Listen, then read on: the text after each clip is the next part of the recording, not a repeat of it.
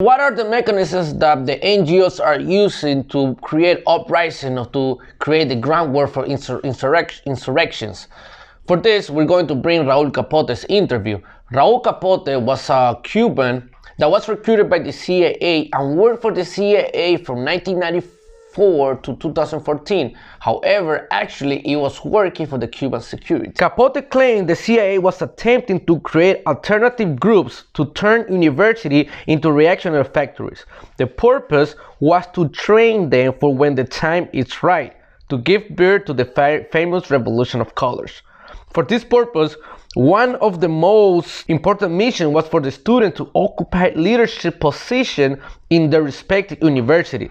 The plan was to organize a popular uprising to make these leaders look like revolutionaries wanting to make change in the government.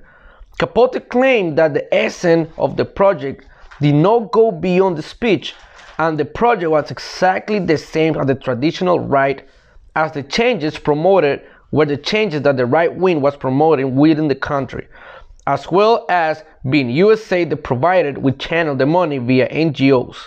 In this specific case of Capote in Cuba, the plan was to bring someone to provoke the Cuban security forces by making proclamations against the government and force them to act.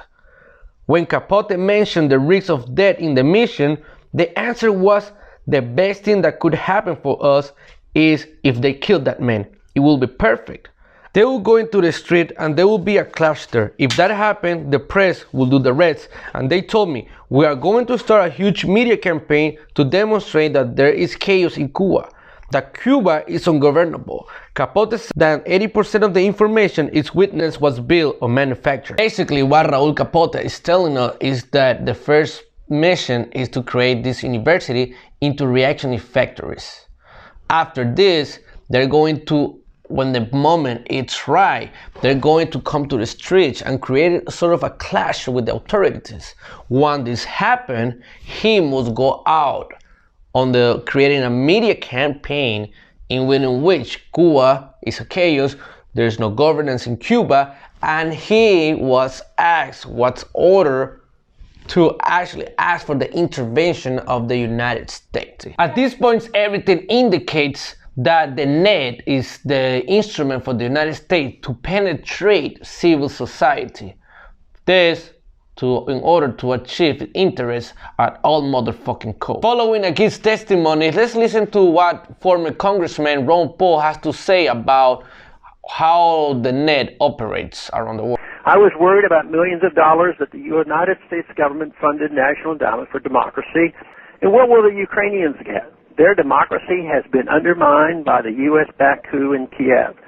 The groundwork for this disaster has been laid by NED and USAID and the army of NGOs that have funded over the years in Ukraine. It was almost 10 years ago when, before the House International Relations Committee, I objected to the U.S. government funding NGOs to meddle in the internal affairs of Ukraine.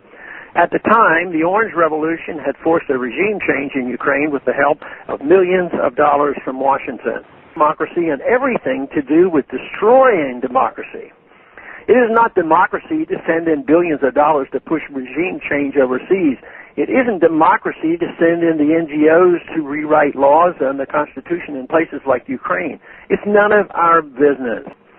In 2005, arguing against funding at NED in the U.S. Government Assistance Authorization Bill, I said this: the National Endowment for Democracy has very little to do with democracy. It is an organization that uses tax money to actually subvert democracy by showering funding on favored political parties or movements overseas.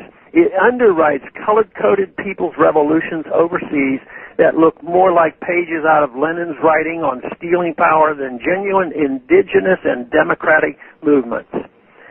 Close quote. Sadly, matters are even worse now. To promote democracy overseas, National Endowment for Democracy and others meddling U.S. government-funded NGOs should be disbanded immediately.